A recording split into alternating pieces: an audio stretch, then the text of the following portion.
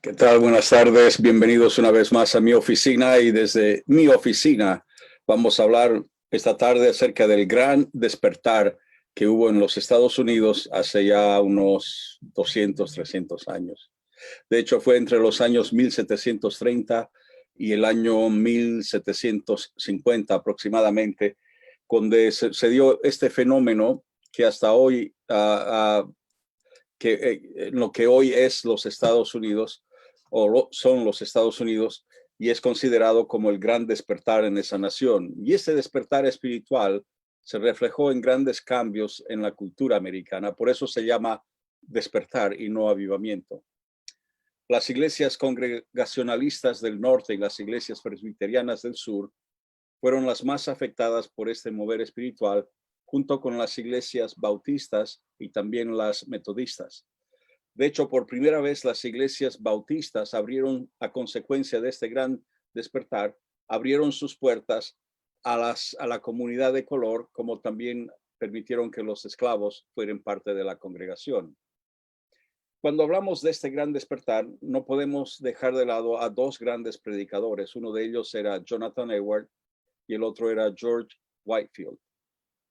George Whitefield no es muy conocido en este gran despertar porque pasaba parte de su tiempo en Europa, especialmente predicando en Inglaterra, y su forma de predicar era muy entusiasta. Él era un evangelista colérico, lleno de fuego, predicaba con mucha emoción.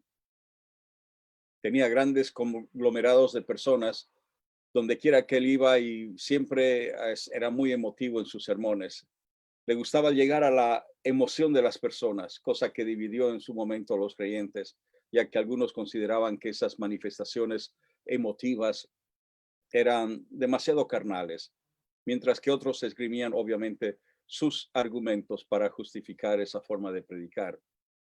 Lo que pasa es que un avivamiento, sea cual fuere, siempre ha dividido las iglesias, siempre habrá controversia.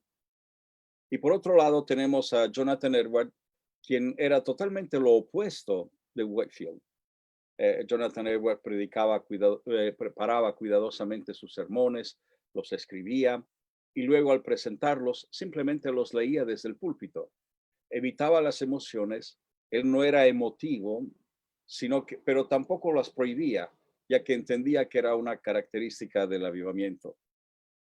En julio del año 1741, aceptó la invitación de predicar en una iglesia en Enfield, Connecticut, en el norte de los Estados Unidos, y predicó el mensaje que lo hizo famoso. El título del mensaje es Pecadores en manos de un Dios airado. Su presentación, dicen los testigos, no era tan espectacular que digamos. Él siempre leía sus sermones, como dije anteriormente, y lo hacía sin ninguna emoción, con gran convicción, sí, pero con un tono monótono, o sea, una voz constante. No gritaba, no gesticulaba, no era teatral en sus presentaciones, pero dicen que predicaba con gran dignidad. Él impresionaba a su audiencia con lo contundente de las verdades que predicaba. Y usó como base para su sermón el pasaje hallado en Deuteronomio 32, el versículo 35, que dice: Mía es la venganza y la retribución, a su tiempo su pie resbalará, porque el día de aflicción está cercano, y lo que le está preparado se apresura. Y entonces, cuando él describe el castigo eterno y de cómo es el infierno, eso causó que la congregación reaccionara con gemidos, con lamentos, con llantos, con gritos. En voz alta se preguntaban: ¿qué debo hacer para ser salvo? La gente gritaba: estoy camino al infierno. Y más que nada gritaban: Dios, sálvame, sálvame, Dios.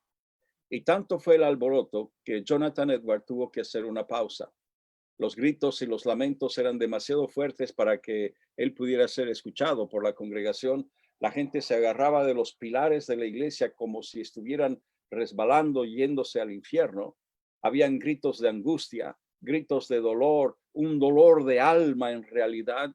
Y finalmente Jonathan Edwards tuvo que bajar del púlpito, de la plataforma donde predicaba, y comenzó a orar con los creyentes, con los presentes, y tuvo que hablar en forma particular con muchos de ellos para tranquilizarlos y guiarlos a la salvación.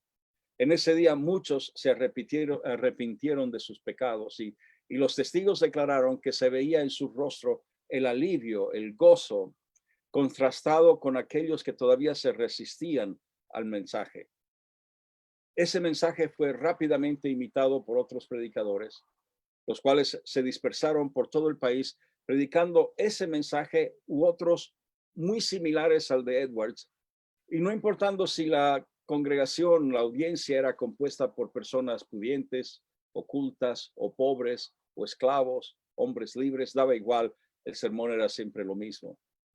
Y este sermón, hasta el día de hoy, es el mensaje más copiado y más veces que ha sido predicado, y muchas veces fue predicado palabra por palabra, miles de veces alrededor del mundo. Volvamos a Whitefield. Whitefield predicó en una congregación, sin saber que estaba en esa congregación un hombre que se llama Benjamin Franklin, sin saber que este hombre iba a ser fundamental en la creación de la nueva nación americana. Benjamin Franklin tenía una de las muy pocas imprentas del momento y publicaba un semanario. En 45 números de ese semanario publicó los mensajes de Whitefield y lo hizo en primera plana. Franklin utilizó el poder de su imprenta, de la palabra impresa, para propagar el mensaje del evangelio. El 50% de todo lo que ha sido publicado por Benjamin Franklin entre los años 1739 y 1741 tenía que ver con los mensajes predicados por Whitefield. Franklin apoyó a Whitefield hasta el día de la muerte del predicador en el año 1770. En este periodo de avivamiento, más de 50,000 personas recibieron al Señor como su Salvador personal. Es una cifra impresionante, considerando que en ese entonces, en las 13 colonias que formaban lo que era el principio de los Estados Unidos, solamente no habían más de 250,000 personas. O sea, el porcentaje de personas que llegaron a Cristo fue bastante elevado. Imagínese usted por un momento si el 20% de su nación se convierte. Siendo el caso de Chile, tendríamos casi 3 millones de nuevos convertidos en cuestión de pocos años. 3 millones. La historia cuenta que en ciudades como Northampton, el avivamiento fue tan significativo que de la noche a la mañana la ciudad fue transformada. La gente caminaba por las calles entonando himnos al Señor. Las botillerías y los bares y los centros de prostitución tuvieron que cerrar por falta de clientes. Grandes cantidades de jóvenes dedicaban sus vidas al Señor y obedecían el llamamiento al ministerio. Era imposible hallar asiento en la iglesia a menos que uno llegara no menos de 2 horas antes del culto. Este despertar espiritual fue uno de los protagonistas del desarrollo del concepto de la democracia en el periodo de la Revolución Americana. Tanto es así que fue la causa directa de la libertad de religión en esa nueva nación. Declararon que es un derecho inalienable que toda persona puede y tiene la libertad de adorar a su Dios sin prohibiciones, sin limitaciones de parte del gobierno. Y hasta el día de hoy, esta enmienda a la Constitución de los Estados Unidos sigue en vigencia. Este avivamiento es importante porque a través de ese avivamiento afectó a toda la nación. Afectó la política, la vida social y la cultura en general. Y estudiando este gran despertar, yo creo que podemos hallar en ellos, en este gran despertar, 10 características predominantes. La primera y la más importante tal vez es la de la oración. Entendieron que para que haya un derramamiento del Espíritu Santo, para que haya un despertar en la nación, se tenía que haber orado en forma congregacional. Debían reunirse para orar. El segundo elemento que veo fuerte en este gran despertar es el de liderazgo. Todo avivamiento debe tener un líder. En este caso fueron Jonathan Edwards, que era el teólogo, y Whitefield fue uno de sus máximos exponentes con sus sermones y sus enseñanzas. Lo que me lleva al tercer punto, que es la doctrina. Se hacía énfasis en la doctrina de la salvación por la sangre de Cristo. Enfatizaron tanto el juicio de Dios como también la gracia de Dios. En cuarto lugar, las emociones. No se avergonzaban del hecho que el avivamiento tocaba las emociones de las personas. Ellos pensaron que no era la falta de conocimiento lo que tenían las congregaciones, sino una falta de acción. También la música es importante en los avivamientos, y todo gran avivamiento siempre ha sido marcado por la música. Y en este gran avivamiento, la música fue fundamental. De hecho, Jonathan Edwards mismo escribió varios de los himnos que se utilizaban en esa gran campaña. El sexto lugar eran los cultos al aire libre. Buscaban lugares amplios donde muchos podían venir a la reunión. Séptimo lugar, en estas características de un gran despertar, de un gran avivamiento, es la persecución. Todo avivamiento tiene su persecución, ya sea violenta, ya sea simplemente acusaciones infundadas, ya sea simplemente fake news, chismes, comentarios. No toda la prensa ha de tratar con cariño un avivamiento. No todos los pastores han de tratar con cariño un avivamiento. En octavo lugar, testimonios. Fundamental en todo buen avivamiento, el oír el testimonio aumenta la fe y causa que otros sigan propagando el avivamiento. En el noveno lugar, el movimiento del Espíritu Santo. La verdad sea dicha, sin la manifestación del Espíritu Santo, nunca habrá un avivamiento. Y finalmente, como resultado del avivamiento, esa acción social, el deseo de ayudar al necesitado. Y Edwards enseñó que era necesaria la piedad, la generosidad con los demás. Whitefield estableció un orfelinato y gran parte de los dineros que recaudaban eran enviados para el sustento de todos centenares de niños que tenían en ese orfelinato.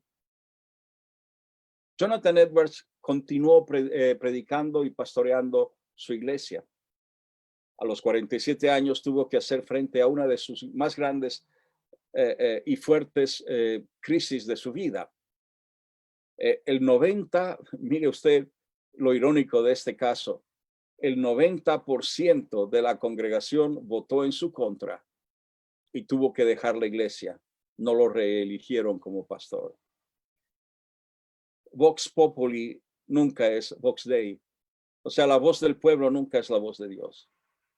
La mayoría nunca acierta. Es muy difícil que haya una mayoría que sepa discernir la voluntad de Dios.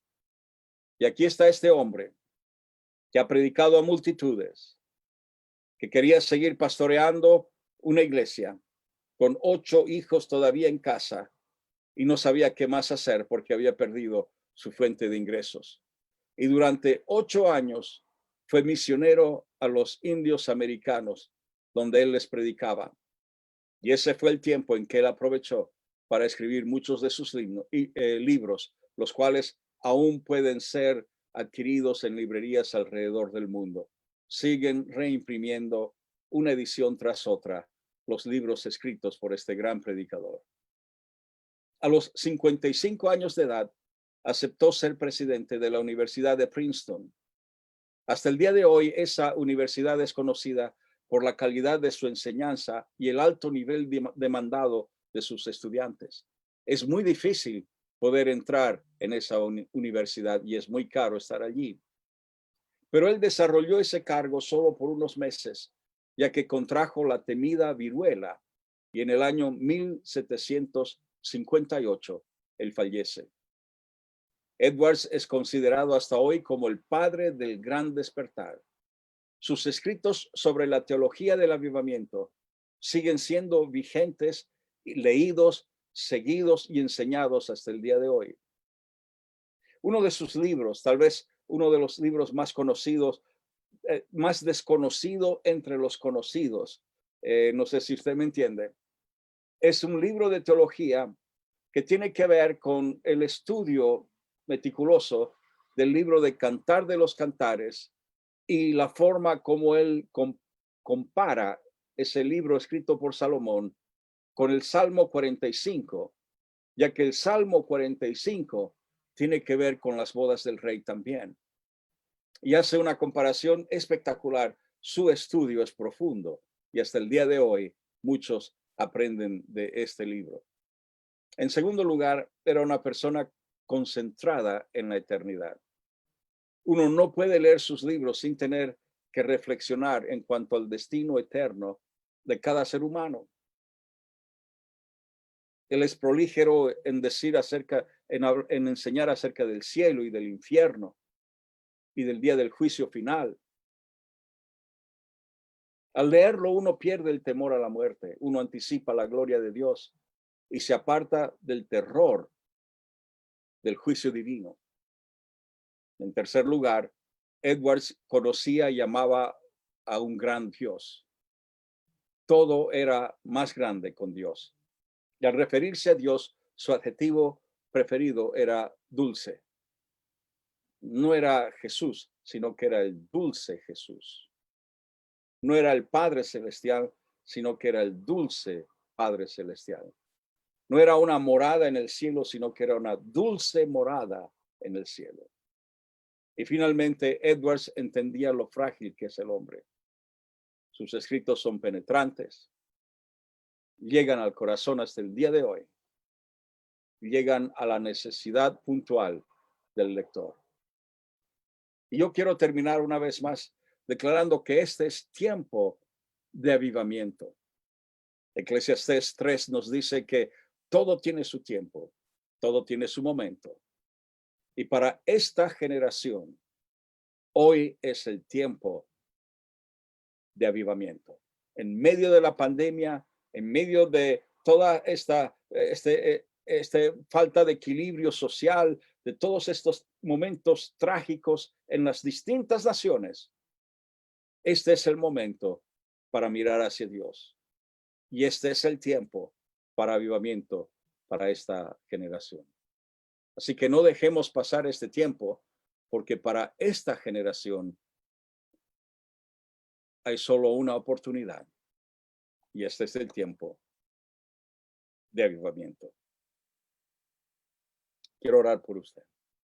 Padre, en el nombre de Jesús, aquellas personas que me están escuchando ahora, no importa en qué país, no importa dónde sea o cuándo lo hagan, Señor, pido que tú hables a sus corazones y que pueda arder en sus vidas, en su corazón, en su espíritu, esa llama de avivamiento y esa gran necesidad de ver que tantos hoy están camino al infierno